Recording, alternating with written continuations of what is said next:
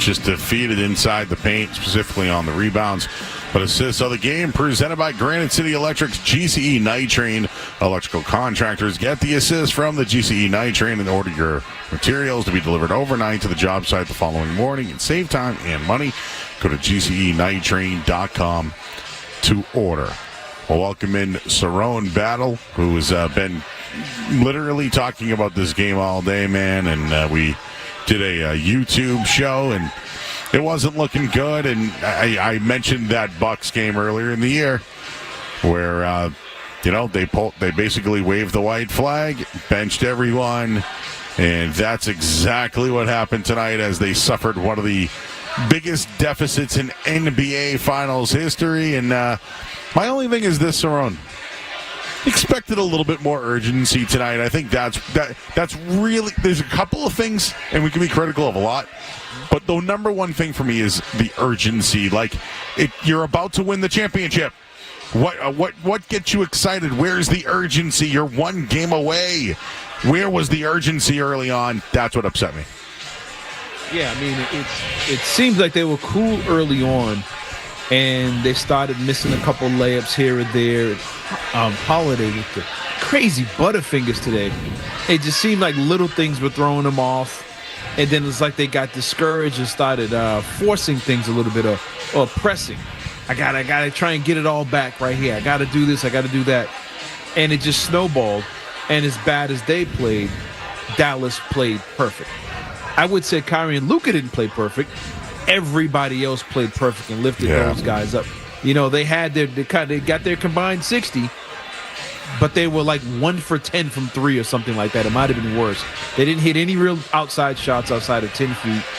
They were kind of getting beat on the defensive end, but Holiday beat Luka 3 or 4 times to the basket, and then he would just lose the ball or fumble it or pass it away. Little things like that.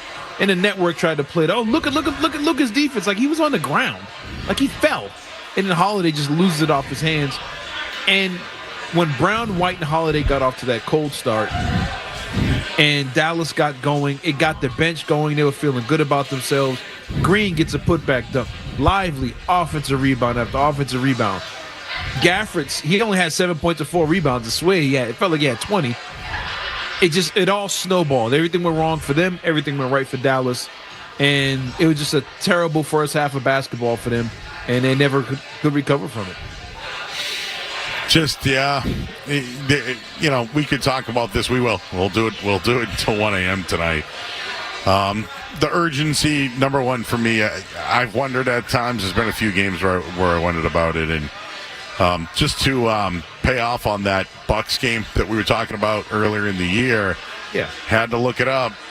They responded with a win when they pulled everybody early in the game.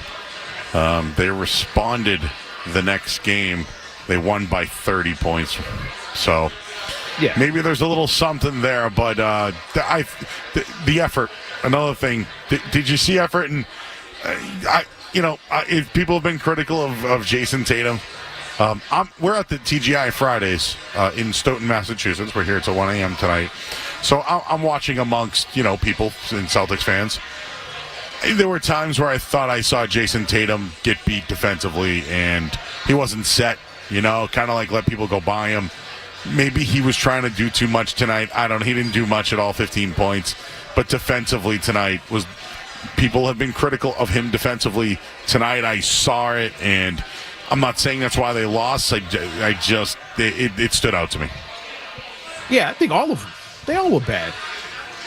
Every single one of them. Derek White was getting beat like a drum. Hauser getting caught on switches with Luka. I think Luka scored all his points, seemed like, on Hauser. You saw Al Horford getting played by them they weren't even head fakes. They were eyebrow fakes from Luka. And he was out of position. He get a little push shot. He was gun shy. Horford took 1 shot tonight. Jaylen Brown just taking 30-foot contested shots with 20 seconds on the shot clock for no reason. Having guys wide open in the lane, trying to lay it up over 3 people instead of passing the ball, or getting to the lane with no one in front of you and then kicking it out and throwing it to a Maverick. They all had their moments. Holiday fumbling out of bounds, fumbling toward Dallas over and over again. 4 shots. Everybody taking 4 shots. Ball not moving. No pace whatsoever. And No boxing out at all. You saw the Green gets the dunk on the putback around Tatum. He gets a running start from 20 feet away. Those things that weren't happening all playoffs. I mean, it's just it snowballed, and I've said this many times on here.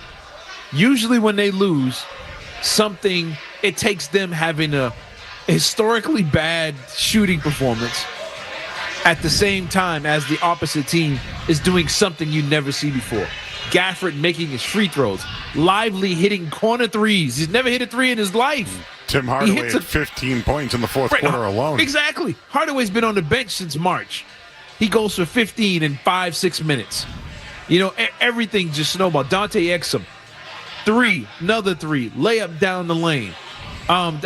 Derek Jones didn't do much all series. He goes the up and under like Jordan with the left hand, and then he hits the corner three. It was everything worked for them at the same time as nothing worked for Boston, and that's been a theme when they lose games all season. I mean, it's not. I wouldn't say it's a concern, but it's just that's what it takes to beat a team this good. And once they didn't show much effort in the third quarter, started yanking guys like, you know what, you guys ain't gonna change, you ain't gonna move. I mean, it kind of looked like there was an effort to say, we'll just go back home and win this. Like they all kind of came to an agreement at the same time, but it started off, it wasn't lack of effort, but as the game went on and the discouragement hit in, I think that's when it became a lack of effort. And then once Dallas saw that, they ran harder, they went after it a little harder. Lively played with a lot of energy, but I still didn't think Luka and Kyrie were great. I just think all the role players played their role and had their best team performance of the postseason, as I could say for this series at least. Yeah, you know, I'm going to take an L tonight too. I thought Dallas wasn't going to show up tonight. I'll take the L, right? Maybe the Celtics did too. Right? You know what, Cerrone? I'm not worried about the loss. I'm not. It's disappointment. That's what it is. Yeah, and you nailed it, right? Whenever something goes wrong for them, it's always them turning the ball over or somebody else on the other team. You named it. All those things do happen. I don't know. What you said you felt the same way. Maybe they did too. Like, what happened? Was overconfidence? Is it the fact that they didn't need to put all their energy into tonight's game and know that they're going back home? There's just, I want to give Dallas some credit, but I watched that game. You did too. I thought the Celtics beat themselves. They didn't show up tonight. They were the ones who didn't show up. So I don't want to say that Dallas didn't play well and their bench guys didn't play. No, I'm not going to do that tonight. It's just that the urgency and the fact that they thought that they could show up and win the game. We did too, and I guess we must have misread the Dallas Mavericks on that one. But one thing I want to mention on that, Derek Lively, didn't he say in an interview recently, hey, I think we figured something out here? He might have been their spark plug tonight outside of Doncic and Kyrie and the bench guys you mentioned. But Lively tonight, I think he was the difference in the game. Oh, he was. He got a ton of offensive rebounds, but he wasn't beating out Horford or Tatum for those rebounds. Every time the Celtics would switch, Luka would try and shoot over a big. So say Tillman's playing center. They would switch and put Tillman on Luka.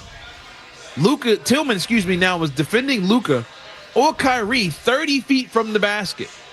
So when Luka takes that step back three that he missed every single time all night, the only people left under the basket is Lively and the guard that switched off of Luka. So it's Lively against Derek White. If Lively can't out-rebound Derek White or Drew Holiday, he shouldn't be in the NBA. And he was able to do that 7-8 times tonight, and that's extra possessions that led to layups and led to slumping shoulders from the Celtics. It's the over-switching, not matching up. And then on the flip side, on your end, they were getting wide-open threes, missing. We talked about it earlier when we was on video at halftime. 1 for 11 in the restricted area. Missed layups. When you miss layups, you're not allowed to get back, set your defense up and get back on the other end. When the Celtics were missing those shots, Dallas was running, trying to score before the Celtics to set up their defense, and it worked almost every single time. But it all starts with them missing those layups. You can't miss 10 layups in the first half and expect to be up in an NBA game. And yeah, like I said, the networks are trying to credit. Oh, look at Luka's defense. Look at Luka's defense. There was a layup that Jaylen Brown missed where Luka literally tried to move out of the way, like put his arms down and curl off to the side. And Jaylen Brown just short-armed it from 1 foot away. And it ended up being a layup or an alley-oop, I think, at the other end. It was little things like that. Make those layups, dunk that basketball or whatever. You're getting back on defense. That's a 4-point play. You miss a layup, they get a layup on the other end. Over and over again. Holiday beat his man, get there, missed the layup, outlet, layup on the other end, 4-point swing. There was that over and over again, and the Celtics really never could recover from that because they weren't making the easy shots on their ends and weren't hitting the threes until they were down 30 late in the game. All right, well, plenty of people want to react to this. We certainly will at 617-779-0985. But just, man, I'm going to take an L, man. I thought Dallas didn't show up, and they weren't going to show up. They did. Let's talk about Luka Doncic for a minute here. We obviously know the storyline after game 3. He played well. Did you notice any changes defensively when it came to Luka Doncic and just looking at his lines? So he had 29 on 12 of 26. He did go 0 for 8 from 3, and missed 2 free throws. He was throwing up bricks. 3 fouls tonight. So you thought he threw up bricks? Yes, he was throwing up bricks. He hit a couple layups on the inside and mostly step-back jumpers on mismatches with Tillman and Sam Hauser. Other than that, he was throwing up bricks. He was laying on the ground again on defense, but they didn't make the shot. He was falling and getting beat. They just weren't making the shots. The other guys, I think, played great defense, but I didn't see Luka get out there and, like, one play, Tatum clearly beat him off the dribble. Tatum goes to dribble and dribbles off his leg. Luka picks it up, and they're like, oh, wow, look at the defense by Luka. It's like he was already beat. I didn't think he did anything different. He shot 1 3 that got wedged on the corner of the backboard. He threw up a wedgie. And I'm like, he's not doing anything spectacular. But when you have 3 guys on the bench that go for double figures, you got Exum, Lively, all these other guys making shots. It masked and covered up all that. But I thought Luka was the same as he was in every other game this series. All right, we'll have more on that. But, Coach Joe Mazzulla, after tonight's blowout win, let's hear from the head coach. We often hear from coaches that sometimes after a night like this, they just burn the tape, so to speak. Can't really get anything from it, on to the next one. What's your thought on this? Is there something you can gain from this, or is it just fully flush it and go? I mean, you could definitely take some things from it, but at the same time, I thought Dallas played great. Give a lot of credit to them. All of their guys, whoever went in, well balanced. Thought they played with a ton of energy and physicality, and you got to give them that. And they're a great team, and that's the Dallas. That's the reason why they're here, is when they play like that. So, but you can definitely take some stuff from it. Dan, second row in the center. Dan Devine, Yahoo Sports. Coach, 26 points in the paint, I believe, is a season low for you guys. 3 for 16 on non-rim paint shots. What did you see from the process in terms of getting into the paint, the finishing there? What was sort of giving you guys a problem with that tonight? They did a great job flying around, making us indecision on whether to shoot it, drive it, and then there were multiple efforts, and thought their 5 men did a great job protecting the paint. And every time we went in for a layup, they had multiple guys contesting. So I thought they just did a great job flying around on the defensive end. Gary, fourth row. Yeah, Joe, Gary Washington, Boston Globe. Was effort an issue at all? And when did you see that you guys just didn't have it? Because it seemed like no one across the board played well. I mean, I don't know. Always in situations like this, it always goes back to us. But you got to give Dallas credit. They played well. They played really, really well. And that's the reason why that they're in this, is because when they play like that. So I thought they just outplayed us. Jared on the right. Jared Weiss, The Athletic. We've talked a lot about the metaphor of like the chokehold in UFC fighting and trying to make sure that you finish the submission. Now that you guys were literally in that position, like actual title on the line, chance to finish it out, it didn't work. Why do you think all that preparation didn't work in this moment? And how did you guys try to work through going back to your principles there? Yeah, I mean, I think just preparation doesn't guarantee an automatic success. And so I thought we had a great process. I thought we had a great shoot around. I thought we had a great film session yesterday. I thought the guys came out with the right intentions, and I just didn't think it went our way. And I thought Dallas outplayed us. I thought they just played harder. So you have to prepare to put yourself in the best possible position, but it doesn't guarantee anything. And so at the end of the day, we got to just maintain our process and get ready for Game 5. Fourth row on your left. Hey, Joe.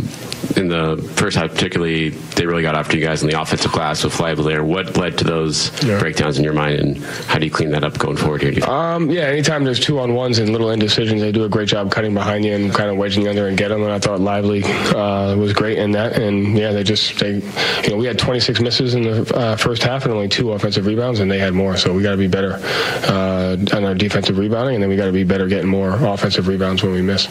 Chris, second row on your left. Joe, what were the biggest things you learned tonight? You mentioned there were some things that jumped out at you about your group, and what do you think you've learned in terms of closing out the Mavericks the next listen, I learned that Dallas is a great team, and you're going to have to earn it. And there's a lot of stuff that we can control, so we'll go back on the film and we'll watch that, and we'll really try to be disciplined to control it.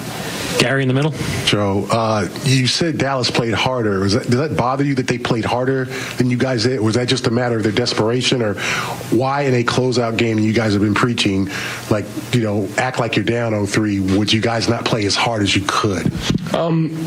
I don't know. I thought Dallas played really hard. I more said it because you have to give them credit. It's not about us. It's about our opponent and having the respect for them. And you have to give them credit for how well they played. And that's the most important thing. So it's less about us and more about how they played. And they played well. They played hard. And, we have to be more disciplined in how we defend and attack them. Steve, last question up front. Steve Buckley from The Athletic. You've been asked a couple of times about your team's effort, and you keep going back to how well Dallas played. So how was your team's effort? It wasn't as good as Dallas's was. I thought theirs was a lot better. Thank you, Coach. Thank you. All right, Coach Joe Mazzulla. After the Celtics' historic loss tonight, he's fine. He's already thinking ahead to Game 5. We'll talk about Game 5 coming up in just a little bit. Cerrone battles here. Skaz back there helping us out as well. I'm Joe Murray live from the TGI Fridays in Stoughton, Massachusetts. We're going till 1 a.m. tonight. I'm Joe Murray here on the BetMGM 98.5 The Sports of Celtics Radio Network.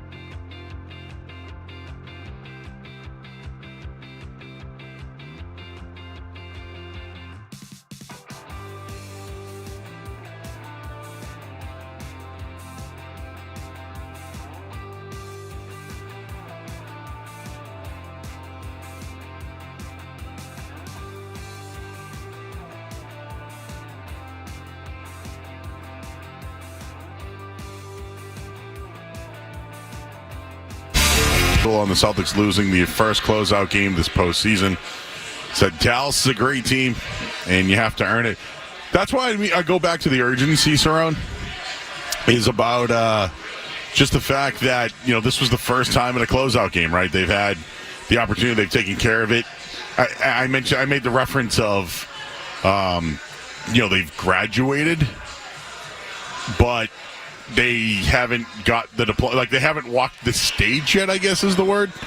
But tonight, that's how I feel about it. And you mentioned Luka bricking shots. Maybe I didn't watch it as intently as you did because it was such a blowout. But I was wondering about the officials and if they would have an impact on the game. So I'll ask you right now, do you think the officials had an impact on the game tonight? No, they didn't have to. I didn't think they did at all. You heard the stat, 3 for 16 in the paint? 3 for 16? The officials standing there like, man, hey, we don't have to do anything tonight. You shooting yourself in the foot. They looked a mess in the paint. They turned the ball over. You guys are missing wide open threes, missing wide open mid-range shots, missing in the paint, not getting back on defense. Showing some frustration here or there. No ball movement whatsoever. The ball wasn't skipping like it was in the first 3 games. I mean, you did everything wrong. And I'm not going to put that on the officials because, Luka and Kyrie didn't just have a parade to the foul line. When Luka really gets the officials in his pocket, he gets 15, 16 free throws in the game. Easily. And I didn't see that. I don't know what exactly he had from the line tonight. But, I mean, he went to the line a couple times, but I don't think it was anything crazy. But I don't think the officials had any impact on the game whatsoever. They missed shots, got discouraged, started pressing, got a little anxious because I knew they can taste it. But, I mean, it's like I said, you got to give Dallas credit. Everything they tried worked. Like I said, lively hitting threes, Gafford making his free throws, Exum hitting threes, Tim Hardaway Jr. coming out of jail, hitting everything to the point they were hugging his father like it's his first time watching him play. I mean, it's just everything worked for Dallas, and that's usually what happens when you beat the Celtics, this Celtics team. Everything has to go right for you at the same time as everything goes wrong for Boston, and it did tonight. And it was one of those clunkers that they have throughout the season. It's been so long since they've had one. But you got to give them their credit. But I don't think there was anything magical Dallas did or anything crazy with the officials. The Celtics just missed shots in the paint, turned the ball over, and missed their outside shots. It's one of those games. All right, well, Luka Doncic, 29 points on the night. He spoke after the game. He's at the podium. Luka, you told us yesterday that you were going to leave the rest alone and focus on having fun. Then you followed through on that, like OKC Game 5. What difference do you think that made for you tonight? It just helps out my team. We were locked in. I think especially in the defensive end, we played with pace, and that helps them. I'm here to help them, in every way I can. So we just got to play like that. Luka, Dave McMenamin, ESPN. How does the outlook change now in the series that you have a win under your belt and you have a few more days of life headed to Boston? I mean, it doesn't change anything. Like I said at the beginning of the series, it's 1-4, and we're going to believe till the end. So we just got to keep going. I have big belief in this team that we can do it. We just got to keep believing. Tim Reynolds in the back. Luka, Tim Reynolds with the AP. You've said all series about the belief that you have, that this team has. How much more satisfying is it, number one, that people saw why that belief is there, but also this wasn't just you. You had a big first half, but you had a lot of guys do a lot of big things tonight. How critical is that for this group? Yeah, it's big. It's basketball. There's 5 people on the floor, so that's huge for us. Everybody play with a lot of energy. And that's how we got to do it. We got to think the same way in Game 5 in Boston. Over here on the left, Sarah. Hey, Luka. Over the last 4 games, what's the biggest thing you've learned about yourself and what it's going to take to continue to win on this stage? I don't know what to learn from myself. Next day, I'll come up with the answer. I don't know really right now. But it's going to take everything. It's going to take energy, and especially energy. because it's late in the season. We played a lot of games, so it's going to take. We got to stay together and locked in. Tanya on the left. Luka, Tanya Ganguly, New York Times. Jason came in here before the game and gave sort of an impassioned defense of you. He said a lot of the criticism you've been receiving has become personal and is a little unfair. And I'm wondering, did he say any of that to you? And whether he did or not, what does it mean to you that he had your back like that? Oh, no, he didn't say anything to me especially. But that speaks a lot about him. He always has players back. He always supports us. So that's a big thing to have a coach like that. All right, it's Luka Doncic after tonight's win. First win of the series, says he still believes in Dallas and believes in the team, and they certainly played with a lot of emotion tonight. So I'll ask you, Cerrone, who's joining us right now, and you've been talking about this all day, man. It's been a long day for you, I'm sure. But just, tonight, I don't want to call it a throwaway game, but when it comes to Luka Doncic in particular, he performed tonight, and where was Jaylen Brown? He's been outstanding all playoffs long.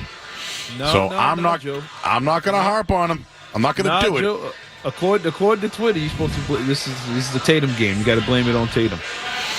Well, I don't That's blame what I've been it seeing up and down the timeline. I don't blame it on him, but people getting on Tatum for this one. They had 35 at halftime. Tatum had 15 and 5 rebounds. Yep. Of the 35 points and the 5 rebounds they had. I mean, Brown, Holiday, and White. 5 for 22, I believe, at halftime. And Jaylen Brown had, I think, 3 of those other 5. That's when 4 starters, because that Horford didn't hit his shot to the third quarter. 4 of your starters, 4 of them, had a total of 5 makes in the first half. But the one that had 15 points is the one that I should be criticizing right now, according to Al Gore's internet. So, I mean, he played bad. He had dumb fouls. He had bad stretches in the third quarter where they could have kind of made a run. He got to play. I think they had 2 buckets in a row. Tatum gets a rebound or a steal. He throws an outlet pass. Al Horford gets picked off, leads to a 3 on the other end. Little things like that. He played bad. They all played bad tonight. But that starts with Derek White, who didn't show at all. Holiday, he had a little stretch in the second half, but the fumbling, he had more turnovers in the first half than he did the whole series. He didn't turn the ball over all series. Had 5 turnovers tonight. Didn't do anything. Jaylen Brown at halftime was 3 for 11 or something like that, a 2 for 11. He didn't do anything. Nobody rebounded the basketball. But the one person I'm supposed to blame for all of that is Jason Tatum, the one who had 15 of the 35 points. If he didn't get off to the start he did, you'd have been down 40 before you got out of the first quarter. But, I mean, that's the way people are. They still want to turn, even losses, you want to turn it into who's better and who wasn't or whatever, based on the amount of criticism. They all played terrible, 1 through 12. Yeah, but you can't have 4 out of your 5 starters not show up for a whole half in the NBA Finals. Completely agree. And I'm not. Listen, there's no one person to point the finger at tonight. There's no one. I think Lively had made a big impact for Dallas, but when it comes to the Celtics, I can't sit here and say, Al Horford's 3 points tonight. And he didn't shoot. He had 1 basket, and it was early in the third, and that was really it. We'll hear from Al coming up in just a little bit, but I can't point it to anybody and say they're the reason why they lost tonight. He's the reason why they lost tonight. It sounds to me like the star players consistently at this stage are seen on a higher scope, right? And Jaylen Brown tonight, 3 of 12, 1 of 5, 10 points. If it was Jason Tatum, it'd be the headline news. So that's why I said Jaylen Brown, because it is true, right? If this was a Jason Tatum kind of night where he struggled and he'd be the guy. He was on minus 33 tonight, Jason Tatum. I didn't realize that. Yeah. Holiday was on minus 38. He's had a couple of rough games. It's just maybe there's some consistency here, but when Holiday struggles, maybe the team struggles a little bit. When he turns the ball over, I mean, for a guy that never turns it over to have 5 turnovers, he haven't turned over the whole series. So you're expecting him to be very careful with the ball. And they weren't forced turnovers. It was he literally beat his man, cut well, did everything right, and went to shoot the ball, and it just slips out his hands, and he's like, my bad. And then again, my bad. And then Al Horford, I love Al Horford, but he has 1 shot attempt and 3 rebounds. Him and Tillman combined for 4 rebounds. Your centers combined for 4 rebounds. That you're not going to win that way. I'm sorry, you're not going to do anything. Jaylen Brown, one of the most athletic players in the state of Texas right now. He had 1 rebound tonight. 1. I mean, you're not going to do anything. You're not going to beat anything. You're not going to beat the Wizards playing like this. They all played a bad game, but to sit here and say Tatum is the reason they all play bad, I think is crazy in a serious reach by a lot of folks in the social media world. He played bad. Like you said, what was it, minus 33, 4 fouls, whatever, early foul trouble. But come on, man. These other dudes did. I mean, they came out like they had a handshake agreement to go ahead and back on win it in Boston. There's no way 12 guys played that bad at the same exact time for the same length of time in this game on both ends of the floor if they didn't have a mindset of, that's all right, man, we'll get it when we go home. Not saying they wanted to do that, but it quickly turned into, it's not our night tonight, let's go ahead and move on. And the floodgates opened up for Dallas. Well, there was confetti in the building tonight. Dallas, they won the game, and then it must have fell from the sky. Maybe they anticipated a championship, but then they ended up winning the game and extending the series. The extension happened tonight in Dallas as the series now goes back to Boston in Game 5 with the Celtics look to close it out at home. We'll hear from Al Horford coming up in a bit and your calls. I'm Joe Murray. Cerrone battles here right on the BetMGM 98.5 The Sports Hub Celtics Radio Network.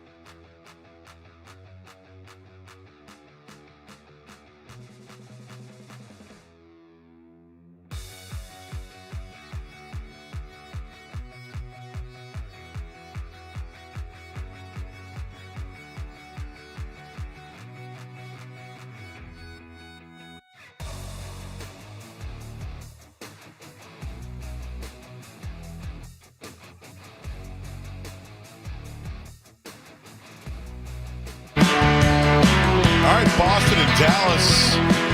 NBA Finals now 3-1. Boston with a series lead. And now it heads back over to the Garden. Cerrone, I got a couple of numbers for you, and then we'll hear from Al Horford. But this was from Ben Rohrback. We had him on the other night from Yahoo Sports. 15 times in NBA history, a team has lost a non-closeout finals game by 30 points. The team that lost by 30 points owned a 10-5 record in the next game. So I'll take that. You did say something a little while ago that was interesting. You mentioned that maybe it was like a handshake agreement. Like, hey, all right, you guys win this one. We'll see you back in Boston. I keep referencing that Bucks game because it had that kind of feel tonight. And I just, if that was the case, fine. When do we, I guess, give Dallas credit? Like, I'm giving Dallas a little bit of credit for fighting for their lives and their role players stepping up, but you mentioned that Luka wasn't great in reality. Just, do you think they can continue this in the next game? No. I'm not expecting Lively to hit corner threes. I'm not expecting Gafford, who's a 58% free throw shooter, to knock them all down tonight. I'm not expecting the Celtics to play the way they did either, though. No, I mean, I'm not even the Celtics. Dallas played great. They did everything right. They look like a team that represented the Western Conference, the best team in the conference. That's what they look like as a team, as a unit tonight. You know, Luka and Kyrie have been held in check with the assists for the most part. Their team assists were down. They only had, 9 in the first game. You know, Luka has 3 in one game, whatever. Him and Kyrie played 45 minutes in game 3, scores 35 points or whatever it is. He only had 2 assists. Tonight, he had 6 assists in half the time. So he was moving the ball. Because he was moving it, the guys were hitting the shots as he was moving it. They did everything they were supposed to do. I thought there was going to be a lot of quitting them. I almost hit you up, though, because after the first quarter, Kyrie Irving came out. He had the black tape on his shoulders, if you noticed. Oh. His arm was all taped up. The excuse train was pulling into the station, and then the role players bailed him out. But he came out after the first quarter. He had his arm, his right shoulder, left shoulder, I can't remember, was all taped up with the black tape on his arm. So here we go. But the lead was so big it didn't really matter. They did what they were supposed to. They extended it. Do I know if Kyrie really wanted to come back to Boston? He said he did. I doubt that he wants to be sitting there for 3 days waiting on this game, but it is what it is. Dallas did everything right. They played a perfect game. They showed energy. They showed fight. They didn't show any quit. And, shout out to Jason Kidd for throwing. He threw everybody out there. And everybody he threw out, everybody that played for Dallas scored, which is bananas. They did everything right. And the Celtics just couldn't get out of their own way. And the only positive you can take away from the Celtics game is I thought late in the game, not even late, I think the whole game, Sam Hauser found his stroke for real.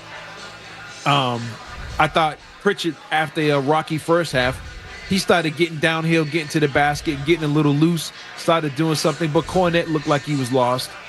Some of the other guys didn't look right that you might count on. But Tillman, the one rebound, I didn't like that. Al Horford, a couple rebounds, didn't like that at all. That's the one change I think they can make is with their bigs, depending on how Porzingis plays, if he plays, he doesn't play. But other than that, I'm not expecting Dallas to be as great as they was and Boston to be as bad as they played for the first half of this game. And I think that's where it was all decided in that second quarter of this game. All right, we're going to hear from Al Horford coming up in just a little bit. Also, Jason Kidd spoke as well. And just stay tuned. We will do some extended coverage as well on 98.5 The Sports of our flagship station. So let's hear from Al Horford after tonight's game. Al, the group was very intentional about not looking ahead to what tonight could be. Did you feel that perhaps a little of that filtered into tonight, or was tonight just more about Dallas? I think it was more about Dallas. I felt like they were the better team tonight. Clearly, they played much better, and you got to give them credit. Fourth row on your left. Yeah, I was just Joe was just in there saying that he thought Dallas played harder than you guys tonight. Do you agree with that assessment? How do you feel like your guys' urgency level was compared to where they were at? Yeah, I felt like we came out determined that they were the better team. They were the team that was playing harder. He's right. Jay, back left. You guys probably felt pretty comfortable in the series coming into tonight. How do you regroup after taking a loss like this, and what do you need to do to ensure it doesn't happen again? We have an opportunity here to be better, and it all starts with us, going over this film and having a good practice session, and understand the opportunity we have in front of us. So that's what we're going to do. John, all the way in the back left. Al, it seemed like the decision-making was a little uncharacteristic for you guys in this game compared to the first 3 games. Was there a sense of like when the Mavs started to go on a run there at the end of the first quarter that maybe some guys tried to do a little too much themselves? Maybe you got a little caught up in the we need to answer Dallas versus play your game and get out of it just naturally? I'm not sure. I just know, there could have been some of that, but ultimately, I felt like they were the better team tonight. We can say all these things about us. They played much better than us. They clearly outplayed us, and that's tough to take, but that's the reality. Dan here in the center, second row. Dan Devine, Yahoo Sports. Al, 60 points in the paint for them. I think it was a series high for that matchup. Seemed like they had a lot more success finishing inside. Wondering what you saw from just the way they were attacking. Were they putting you guys in different actions to try to get downhill? What did you see from the way they were attacking? I don't know specifically. It just seemed, like a lot of stuff was going their way, I'm just eager to just look at this film and get together and see how we can be better. The one thing I can tell you about our group is that time and time again this year we've responded anytime we have adversity, and this is an opportunity that we have here in front of us. Fifth row in the center. Hey, Leandro Cerrone from ESPN Brazil. Derek Lively had a big impact in the game tonight. What can you guys do differently so that he doesn't impact the game that much? That's a good question. We definitely have to be better. Have to be more active and make sure that we're a little more aware of him. And it's something that I expect us to be better come Monday. Steve up front. Steve Buckley at The Athletic. You guys were down 0-3 against Miami in the conference finals last year. Did you see a little of yourselves in them tonight, the way they came back, the way you did in the second half last year in Game 4? I'm not sure. I feel like every series kind of has a life of its own, but yeah, but they were in a position that their backs were against the wall, and they did what they were supposed to do. It is hard to win on the road, and even though we've had a lot of success this postseason on the road, they got the momentum, they kept it going, and that was a big difference. Their crowd really rallied behind them, and I feel like that helped them, throughout. Last three: Jared, Arash, and then Adam. Jared Weiss, The Athletic. Joe's talked a lot about how difficult it is to finally submit somebody and really get over that last step. And this is the first time you guys have had that chance to actually clinch for an actual title. So how difficult was it just going through the journey of trying to find a way back into this game, especially since they were able to get to so many of the things that you had taken away throughout the series so far? Yeah, no, it's hard. It's a playoff series. Teams are going back and forth. Usually, I've been in a lot of these, and usually by the second game you're making adjustments, third game you're making another adjustment, and that's kind of how it is. And for us, we've had the first 3 games we didn't really make any adjustments. So today they did something. We have to see how we can be better and prepare for it, and that's kind of where we're at right now. But it's the playoffs, and they're fighting for their lives, and they played better than us. All right, that was Al Horford after tonight's loss. Well, they'll have another chance when the series heads back to Boston on Monday night. It is 6/17 will be the date. It's also the same date the Celtics won the NBA championship in 2008. We'll have extended coverage on our flagship station, 98.5, the Sports Hub. Cerrone Battle will hang out. We'll talk to Skaz as well and take your calls. But we will talk to everybody on Monday night as the Celtics once again look to close out the Dallas Mavericks and win the NBA championship. Only one win away.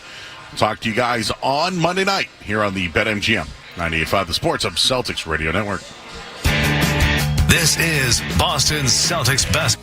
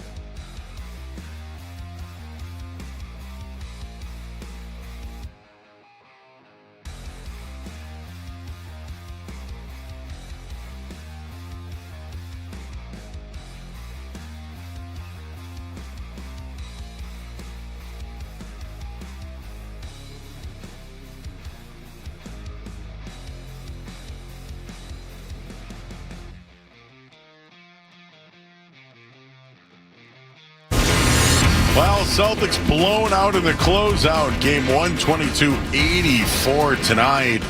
Well, they struggled offensively. Jason Tatum, 15 points. Jaylen Brown did have 10. Luka Doncic finished with 29. Kyrie Irving, 21. Series now shifts to Boston with the Celtics up 3-1. Another chance to clinch an NBA championship. Red Sox, well, they hosted the Yankees over at Fenway Park tonight. They lost 8-1, so that's not good. And Ludwig Aubert at the top of the U.S. Open right now. He is 5 under at the moment.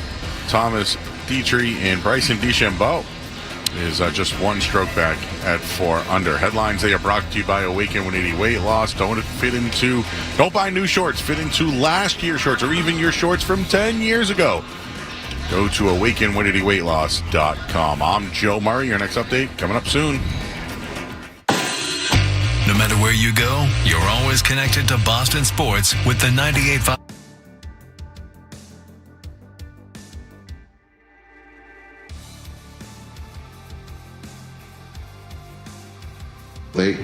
They were ready to celebrate and understand we made a stand. We were desperate, and we got to continue to keep playing that way. Understand they're trying to find to close the door. The hardest thing in this league is to close the door when you have a group that has nothing to lose. And so tonight you saw that, and they let go of the rope, pretty early. All right, back here, 98.5 The Sports Hub. It's Joe Murray and Cerrone Battle extended coverage here tonight till 1 a.m. Let go of the rope, says Jason Kidd. He's been trying everything he can this NBA final here, Cerrone. But, I think he's right. It is hard to close the door. This is a team that has yet to reach the mountaintop. You're starting to see some belief now in Dallas. This is how they should have, by the way, reacted in Game 3. Instead, they did it in a Game 4. And the series is going back to Boston now. But saying that Boston let go of the rope early. Your thoughts on just Jason Kidd, and do you really think he made any adjustments tonight? No, he's right. I mean, they scored, 15 points, 16 points in the second quarter after a bad first quarter? Yeah, they let go of the rope. They almost look like they waved the white flag, like we good. 35 points for this team that scored 122 a game, one of the highest scoring ratings of all time, one of the highest scoring teams you've seen in 4 years, and they give you 35 in the first half against that defense with Luka and Kyrie out there? No, I mean, there was no adjustment that made Kyrie move his feet, Luka be more athletic on the defensive end. These guys were missing shots.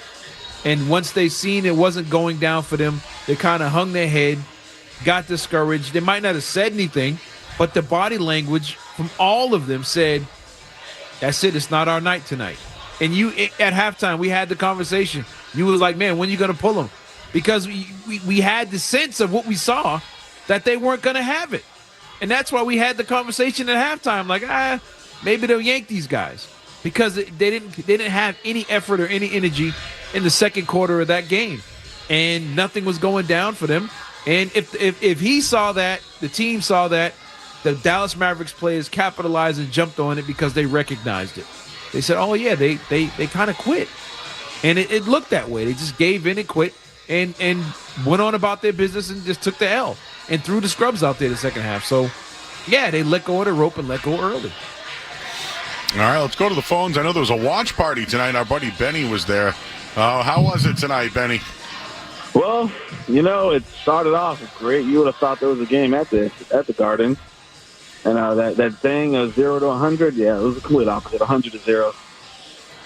Man, it was intense. We were ready to go, and then all of a sudden, play like crap. Like you guys mentioned a bunch of times, the energy was awful. And you know what? I'm sorry, I don't want to say it. You'll never be able to convince me that there wasn't a phone call or something made, like a wrangle? Get this to Game 5. A ref angle? Yeah, no, not a ref angle, because like Cerrone mentioned, I don't think the Celtics effort or even gave the refs a chance to affect this game. You thought the gentleman's sweep was in play all along? Yeah. For us to... For that effort tonight and the way that game played out, all of a sudden for us to give up alley-oops, wide-open threes, zero effort, all those offensive rebounds, all the switching we've done before, that didn't change all series. That didn't just start today. And for us to give up everything we gave up tonight, all of a sudden that team is not 40 points better than this squad. And, again, I know crazy things happen. Derek Lively hitting a three from the corner, nothing but net. First career three in the NBA Finals. Are you kidding me? It was just, the effort was, I don't know, something seems off about tonight's game. And like I said, maybe it's just a white flag early. Again, I'll just never be convinced that a call was made to extend this one more time. All right, man. Appreciate your call tonight. Yeah, maybe this is a one-off, right? I think it is. And I wrote a couple notes earlier on the no urgency thing here. They know they're one win away.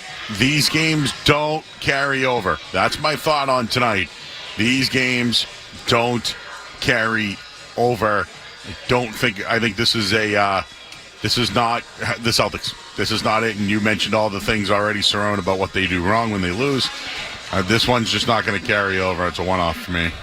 Yeah, it is. I mean, it's very similar to, remember a couple years ago, Celtics got to the playoffs. They played Brooklyn in the first round. Brooklyn that lost to the Bucks in the conference final. I think it was a conference final. But anyway, the Celtics, they were down 0-3, I think, to that Nets team. And the Celtics, it was when Jaylen Brown was hurt. Kemba Walker was hurt. I think Robert Williams got hurt. They had really nothing out there playing. And Jason Tatum goes off for 55 or something like that against the Nets. And other guys kind of came along with him, and they beat the Nets team. And we're like, man, maybe they can hang around long enough in the series. Maybe something will happen.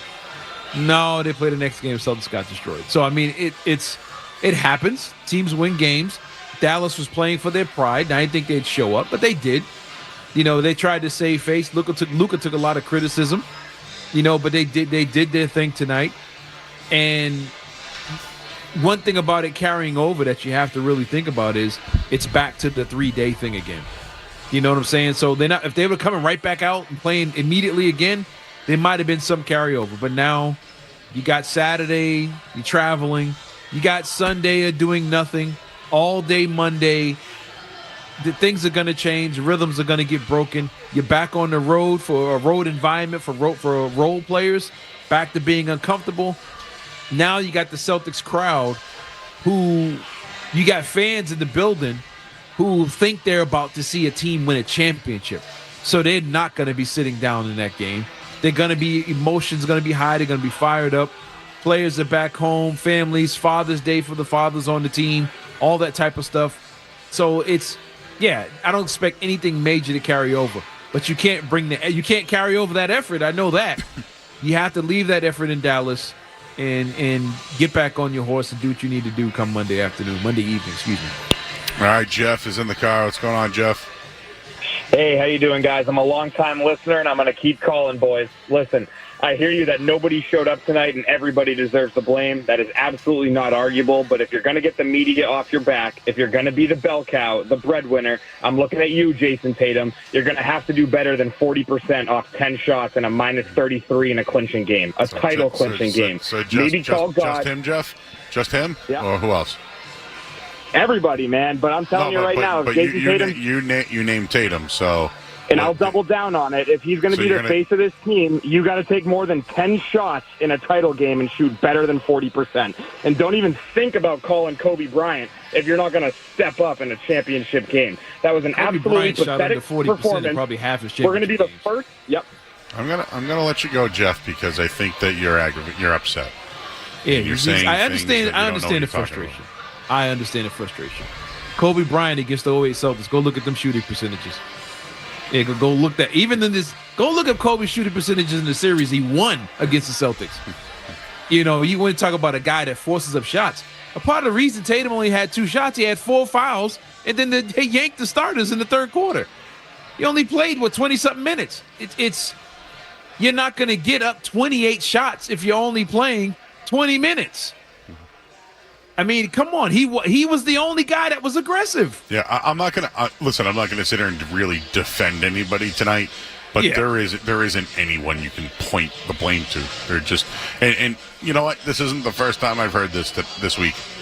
Here they are up 3-0 in the series, but people want Tatum to do more. And I guess this is what happened. Again, we talked about this slope that they're in the NBA Finals. That tonight though, I'll push back. That Tatum, anything effort that they had left in the game was because Tatum was hitting his shots. Yeah, it was a team effort. It was a team L tonight.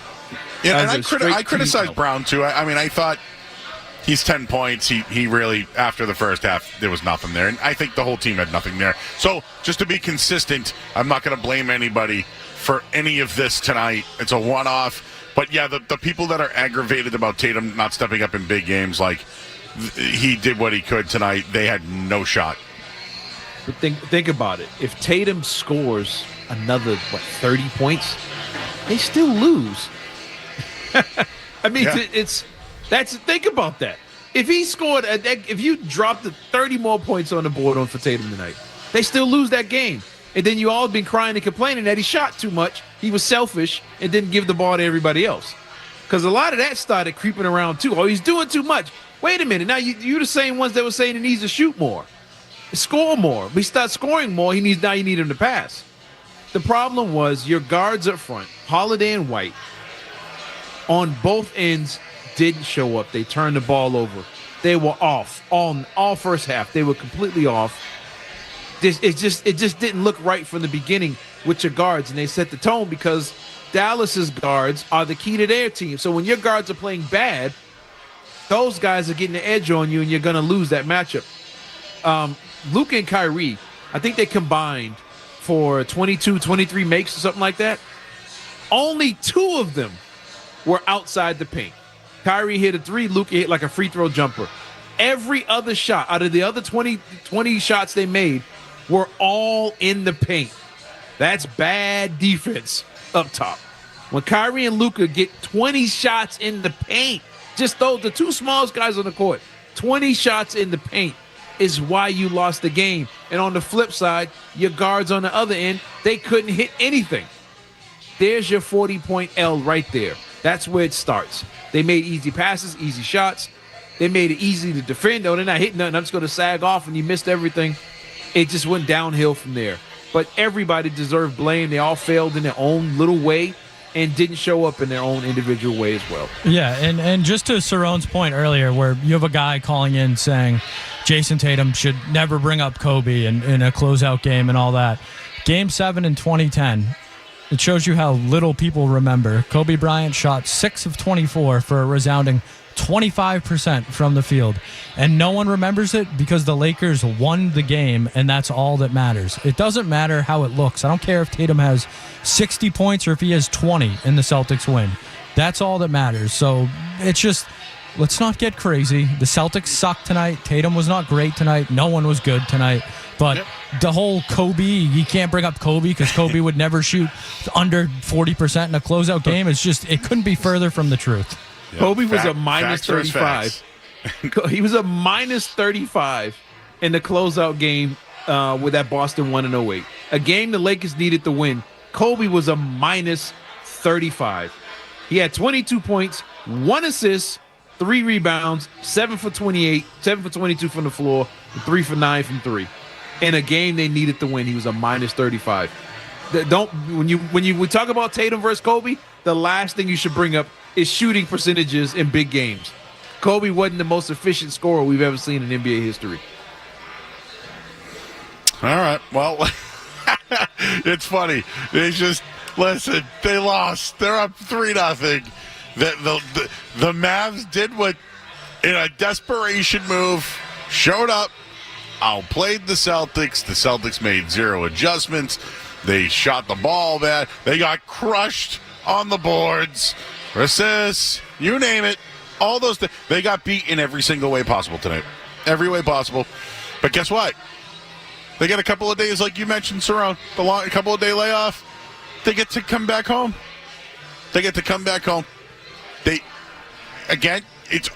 This group, and people are now doubting the group if they can close out. I don't think the Celtics will lose 4 in a row. No, I don't. I don't think they can, and I'll stand by it. I've said all year long, I don't think there's a team in the NBA that can beat them 4 in a row.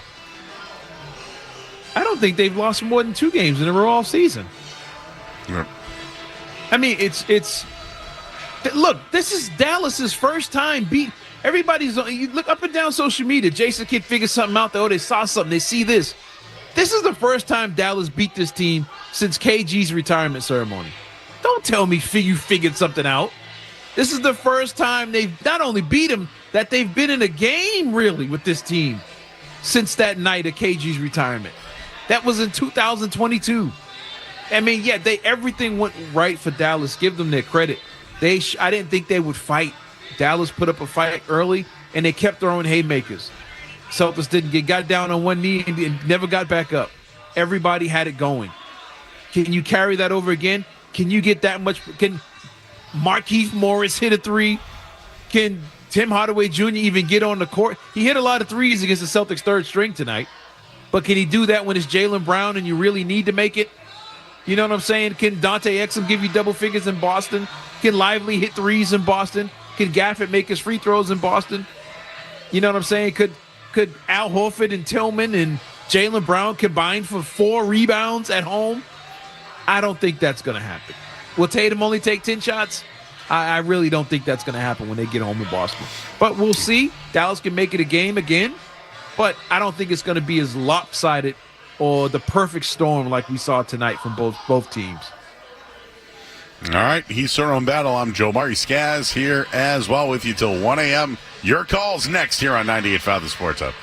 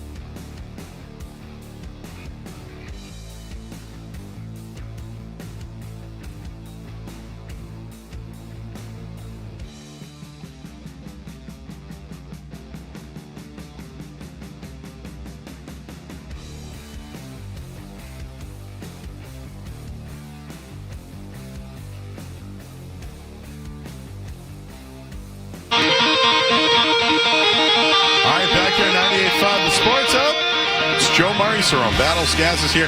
George has been back there as well, and Kyle.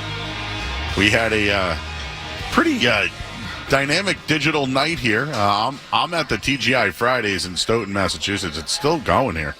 They're showing all the interviews as well. Kyrie is talking at the podium right now, and nobody really wants to hear what he has to say anyways. But we were on YouTube earlier tonight. We've been everywhere. And Cerrone, how long have you worked today? I've been going since 6, really. So yeah, I'm at 6.5 hours now, about 7 when we're done.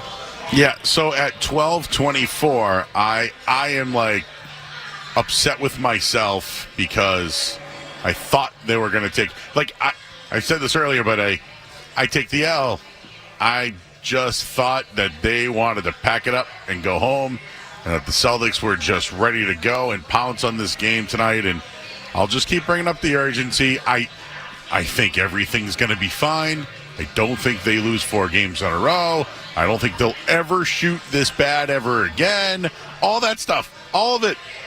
I just am upset that a team that has checked every box and crossed every hurdle and had a chance to go win 80 games and be one of the best on the road ever. All those things could have happened. But you know what? We're just going to have to settle for a championship instead on Monday, potentially. Yeah. I mean, I really wanted them to have – that's why I said in the beginning, I think it's more disappointing than anything.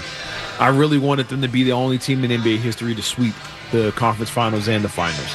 That's what I really wanted. You know, my wife's like, I want them to win it at home. I want them to win it at home. So it's kind of like a bittersweet thing, whatever. But I was like, no, get it over with. Just end it. You know, I want the sweeps, conference finals, sweeps finals. But, you know, I think they go home. And real quick, did you notice in the third quarter when they put all the bump players in and the third unit guys in, the G League type guys, there was a stretch like in the end of the third quarter and the fourth quarter where they showed the Celtics players on the bench and they looked like they were in great spirits. Yeah, I saw that. They were like kind of laughing and joking. It was like a game in January. Like they were just chilling.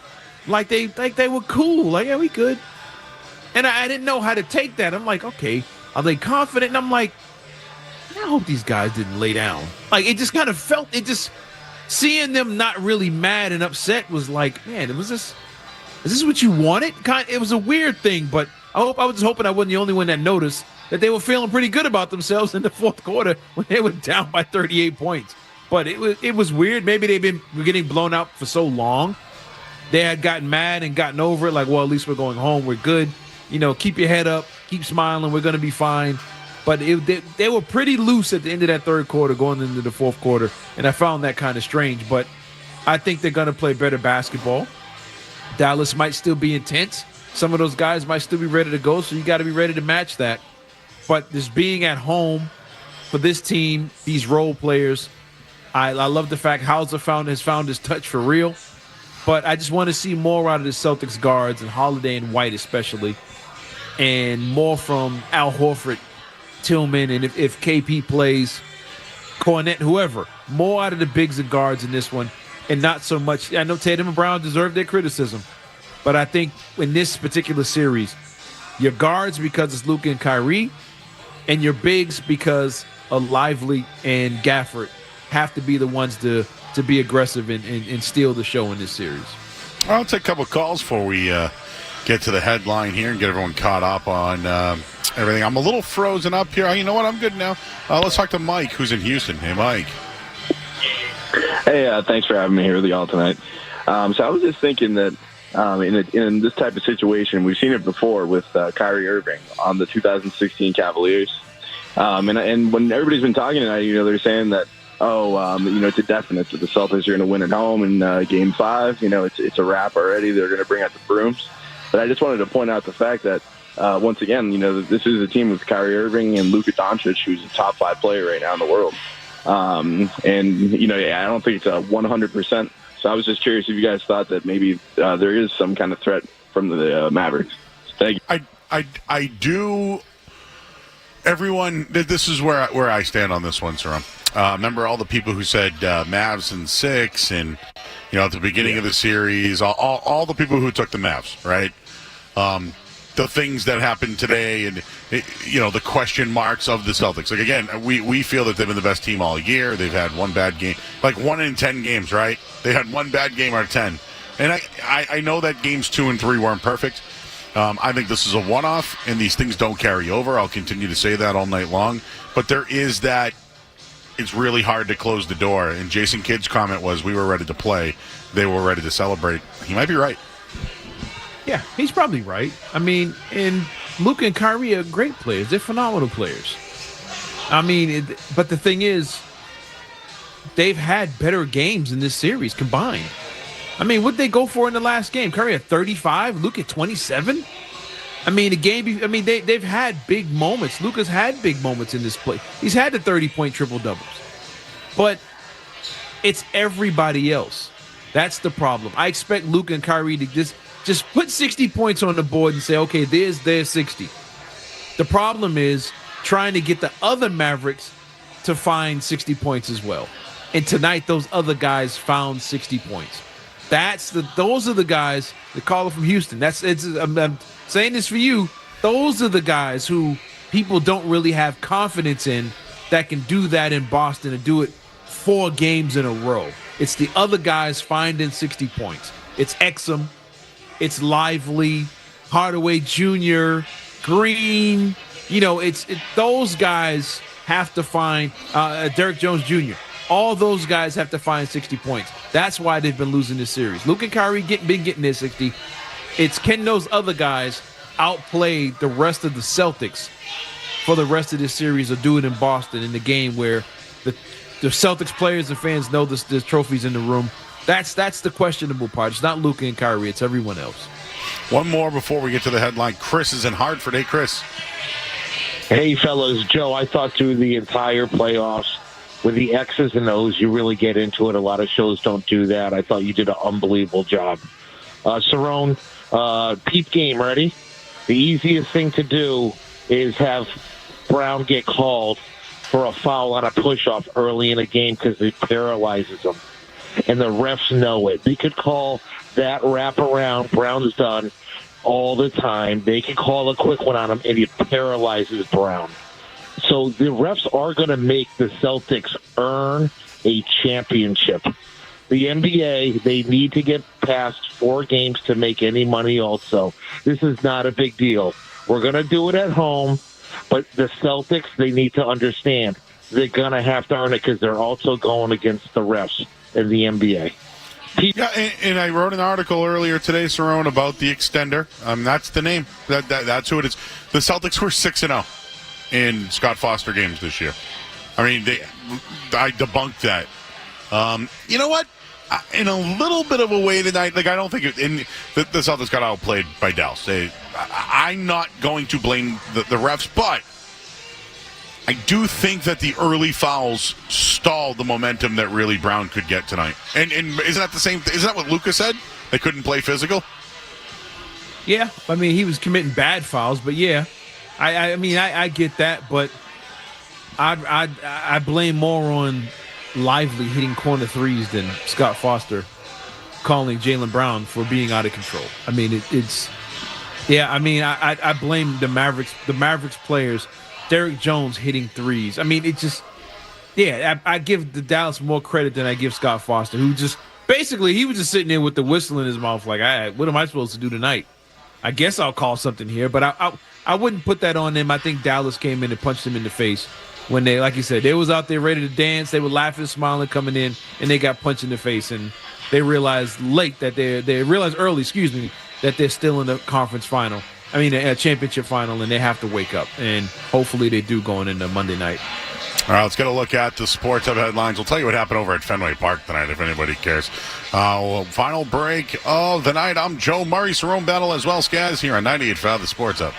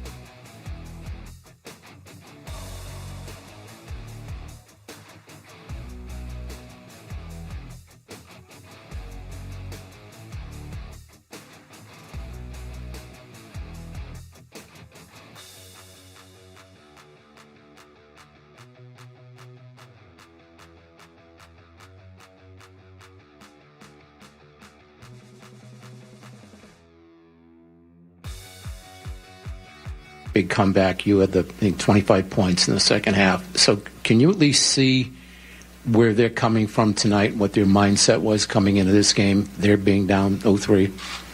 I mean, absolutely. Like you said, a year ago this time we were down 0-3, and we're essentially fighting for our lives. So very short answer, yeah, we understand what it's like, you know, from their point of view. And, you know, they came out super aggressive. They, you know, playing extremely fast and took more shots than we did. You know, they were really concentrating on attacking the offensive glass. They got way more rebounds than we did. So, you know, they played harder tonight. And obviously we didn't shoot the ball well at all. And it's something that we can learn from. All right, back here 98.5 The Sports. I want to get to a bunch of calls here in a minute, but I saw this from Keith Smith earlier, and I wanted to just share it. When Boston was down 0-3 to Miami last year, I had fun with the idea of them coming back. Then I got a little more real with each win until I believed it could actually happen. That's what you do as a fan. You believe when you're down because that's part of the fun, but you know what? It's okay to believe when you're up, too. And I think that's how I feel right now. Like, I'd rather be the team that's up 3-1 in the series than the one that just got its first win and, you know, in a desperation game. So, one off, I'm ready to move on, Cerrone. And, but that was Jason Tatum talking, and he's had great numbers in closeout games. Obviously, he didn't get a chance to do it. He had 15, and then they pulled him in the third quarter. But I think that trend continues. He's almost averaging 30 points a game in closeout games. I'd go back to the well with him. He's better on the road than he's been at home. I'd go back to the well with him in a closeout game. Yeah, I mean, you can't continue to work it. I think the last couple of games, he's been getting to the basket. I thought he was making them early on today. I mean, most of the shots he hit I think all of his shots were in the first half.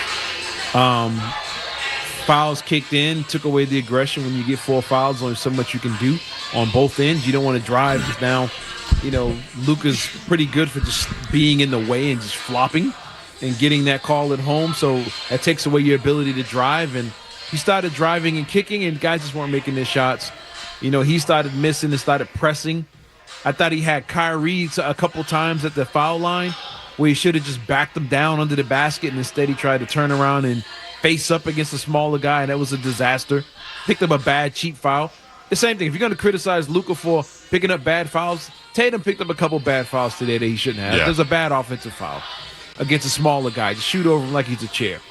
But I would go back to him. I think he can get to the basket on his team again. And hey, 6 free throws early on, right? Yeah, he was getting to the line. Mm-hmm. He's making them. He hit a 3. I think he hit a 3 early on in the game. Kind of kept them close for a minute. But, I mean, he's got to be better, but they all have to be better, but I think they will. And as comparison to the Miami team, remember, we all thought the Celtics could come back because Miami was the weaker team. Yeah. They were the least talented team. So you're like, yeah, eventually Gabe Vincent's going to look like Gabe Vincent. And Duncan Robinson's not going to be the next coming of, you know, he's out there looking like Luka right now. I mean, it's Duncan Robinson's going back down to reality. And what's the kid that was killing Caleb Martin? Yeah, like Caleb Martin can't keep getting 25 a night. Code Red Caleb. Yes, he was lighting them up. It wasn't even Jimmy Butler. It was everybody else. And you felt those guys are going to come back down to reality. And they did. And the Celtics got off to a quick start in that game, and Tatum twisted his ankle, and that was all she wrote. But, I mean, it's you felt the Celtics come back because they were the better team. Dallas, in this situation, is down 3-1, and they're essentially the Miami Heat to the Celtics. They're the weaker team.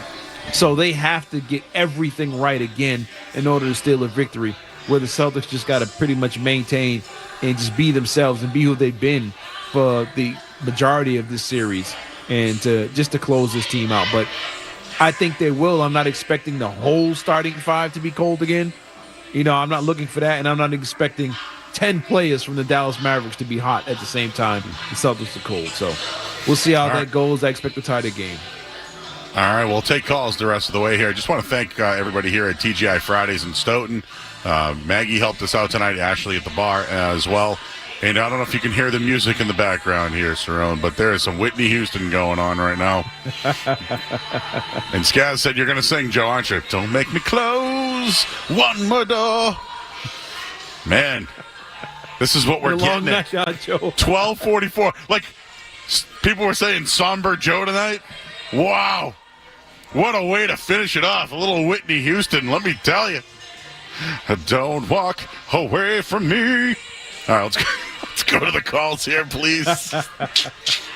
You know a little something about music, right? Do you ever any relation? Ever come across Whitney Houston in your path ever? No, never been. Just curious. I know it's in the blood, so I had to ask. No, never come across Whitney. All right. Well, now that we've answered, that's the most important thing of the night, right there, everybody. Don't worry about the Celtics; they're going to be just fine. Cerrone's never met Whitney though, and I never have either. Sean's in Waltham. Sean. Yeah, listen, obviously I would have loved a different outcome for the game, but the way it was officiated, that's the type of game I want to watch. If it was officiated that way throughout the year, I would watch so many more regular season games. It's crazy. It's crazy, man. We're not going to blame the officials, though. No, I'm not blaming them. I mean, they got ticky-tacky at times. You would see, Tatum went to the basket at one time, and Gafford didn't even block the shot. He just blocked Jason Tatum. He swiped, missed the ball. He just clobbered Tatum. They didn't call it. Cool. Okay, you're letting him play. Yep, I hear that. Luka went down court and pump fake with his eyes. And it was like, oh, I think they got him. Let's see. Yep, I think he got him right there. If you got to zoom in super slow-mo and 4K to find the foul, but at the other end you see a guy get hit, that's what makes people think that the refs had a huge part to play in it. But I think the score wasn't close enough for the refs to make a real impact in this game. The Celtics, they destroyed themselves. The stars were getting to the line. Once the bench came in, I'm not expecting Peyton Pritchard and Sam Hauser to get to the foul line enough to make the fouls even. Because one thing you got to look at, too, when it comes to Dallas' stats with the starters, the Celtics yanked their starters in the third quarter. Dallas left their starters out there to close the whole quarter out. And they racked up a few more points and kind of boosted the stats of the starters a little bit. But they they left their starters against the Celtics third string out there for a little bit, and they kind of got some numbers, and the free throws got a little more skewed. But I don't think the refs played a major part in this game. Don't walk away from me. Let's talk to Einbein. Paul, what's going on, buddy? Hey, my man Joe, how you doing? How you doing? I'm good. I mean, it sucks that they lost the way they lost, but, I want to shout out the Twitch/YouTube chat fam. I always have to do that. Going strong. My guys, still going strong in there. 80 people right now. And my guy, Super Joe, who showed up tonight, which is great.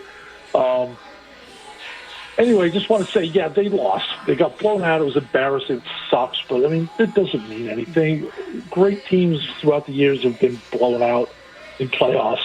The Lakers lost by 34 to the Celtics in Game 1 years ago. Came back and won the series in 6, so it's not a big deal. They'll close it out Monday. Thanks, Einbein.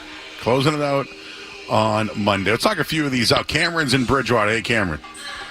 Hey, how's it going, guys? I appreciate you having me on. I just want to talk about Derek Lively tonight and the impact he had. Obviously a quiet double-double, but the Mavericks shut down the Celtics in the paint tonight, and that I just want to say that correlates with Kristaps Porzingis' absence on the defensive end.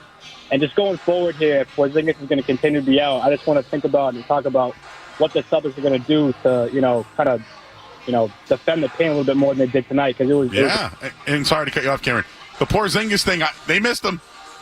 I know they could have won without him, but they missed him. They at least missed the presence inside. There were so many paint points and rebounds tonight. But I think they dress him again. I kind of called it house dressing is the word. They're going to dress him, but only in case of emergency. So that's kind of where I'm at with the Porzingis thing. But I think they'll dress him, but maybe he doesn't play. Yeah, I mean, again, you got that long break again. You got the 3 days or 2 days, the extra day off, whatever it is. If he was close to playing in Game 3 and he really wanted to play, but the doctor said, no, just sit out. If he feels he can play, then you sit out tonight. So you basically, with a week, it'd be a week off since he went down. Mm-hmm. So, I think there's a chance he could play. I mean, look, like I said, Luka and Kyrie, 20 shots made in the paint. If Porzingis is there, they don't even attempt those shots. So that's one impact he can have on the game, have on the series. But I just think the guys that did play have to be better. I think I would like to see Cornette out there with the starters as opposed to with the third-string guys, just to have more size out there. Tillman, as good as he played defense in the first game, he was bad tonight. Didn't rebound at all. And he played like 8 minutes or whatever it was. Horford didn't rebound tonight.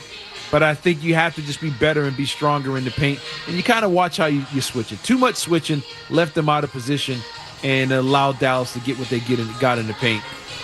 But I don't think all those things work for Dallas. Again, going back to Boston. Some of that's going to work. It is. Somebody's going to get hot for them. Could be Luka, Kyrie, or P.J. Washington this time. But I just don't think they're going to be that perfect, and the Celtics are going to be that bad when they get back to Boston. Are you on tomorrow morning, Cerrone? Yes, I am. 9 a.m. Oh, my God. You are putting in that work, my man. I'm trying, man. I'm trying. Leroy, he's going to bring it tomorrow. He's going to bring the energy, and he's going to get you going. Yeah, that and coffee, man. That's all I'm hoping on right about now. Well, I apologize to the people that could not get through tonight. People wanted to call in about Whitney Houston. That's kind of where we're at this point of the night. I don't know what else we can say, but we will give you our final thoughts as we look ahead to Game 5 in Boston on Monday night. He's Cerrone Battle. I'm Joe Murray as we wrap things up here on 98.5 The Sport.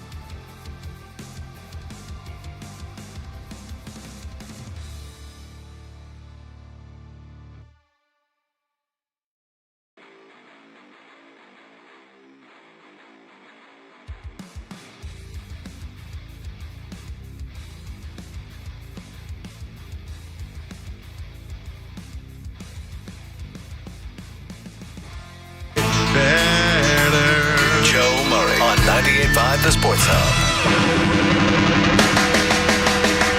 All right, final segment here, 98.5 The Sports Hub. Cerrone Battle. I'm Joe Murray. Thanks to the staff over here at TGI Fridays in Stoughton. Great job by everybody. Maggie was just helping us out. Ashley as well. Tim, great people here, and a nice place to watch all the games, big screen TVs, et cetera, et cetera. So, what's next now, Cerrone? You show up on Monday. You start thinking, nope, you leave it all on the line. And, in some weird way, I don't want this to be a hero ball game. I mentioned that I think Tatum's always performed in these type of games. But, I want to see them protect the paint. That would be the number one thing tonight. So you mentioned potentially starting Cornette or Cornette, being a guy off the bench. Tillman was tonight. But protecting the paint, that's it for me. I think that's the number one key, considering all the boards they gave up tonight in the paint points as well. Yeah, I think it should start inside. Again, continue. I know they were 3 for 16, whatever it was in the paint. You got to go back inside. Continue to go inside. That opens up your three-point shooting. But you have to do it with ball movement, body movement. Mazzulla called it in the first quarter. Too much standing around, not going through their stuff. Move the ball, move yourself, more drive and kick, and those same shots would be there. Dallas, they look like they were playing good defense, but it's easy to do that when your guys are standing around. I expect more movement and more activity from the Celtics. Not predicting a win, but I think they'll play better basketball than they played today, and we'll see if Dallas can replicate what they did on the road in Boston and do that again. That's the biggest thing I'll say about Dallas. Nice, but can you do it again? That's where I stand with that whole thing. All right, Cerrone.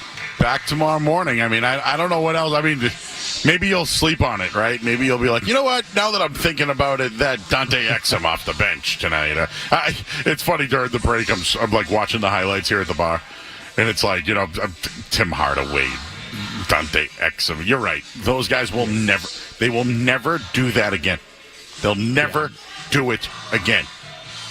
Yeah, you got almost 30 from Tim Hardaway and Dante Exum. They took a 3 away from Exum. He hit another one, but his foot was on the line. That's right. It's. I'm not expecting greatness from those two guys again, along with Lively and their bench to just light it up the way they did. And on the road, role players play better at home than they did. So, we'll see where it goes from here, and we'll see how Kyrie responds when he gets back in Boston. This is what he wanted. Let's see if this is what he really wants when he gets out on that court. All right, he's Cerrone Battle. He put in his work today. He's going to get a good night's sleep, and he'll be back tomorrow morning with Leroy Irvin. And I think you and I are you on Sunday with me as well? I'm on Sunday, yeah. Wow, we're in Skaz as well. We're just. I was somber tonight, I'll admit. No, we can't have another somber night on Monday, so we'll re-rack this thing. You're on tomorrow morning. We're on together on Sunday, and we'll all be back here on Monday night. Thank you, Cerrone. Go get some sleep, my man. We'll catch up soon. All right, man. Thanks for having me, man. Have a good night. Get home safe. Yeah, excellent job tonight by Cerrone. He's been working all day long, so we'll let him get out a little bit early tonight. I want to thank everybody back at the studio tonight. These remotes, they're fun, but at the same time, there's a lot of people who are involved. Tyler Newt's an excellent job tonight. Also, I know Kyle's back there for Brizio. George, he's back there as well. George Sepulveda. And Skaz, the Jeremy Conley as well. There's been a bunch of people tonight who've made a big part of this. And, of course, everybody that's on YouTube. And to the guy that just gave me a fist pump, thank you so much, sir. We got to get out of here. Skaz, excellent job, sir. Bye. I'm Joe Murray. We'll talk to everybody. I'll talk to you guys Sunday at 10 o'clock, and we'll be back here Monday night to close it all out here on 98.5 The Sports Hub.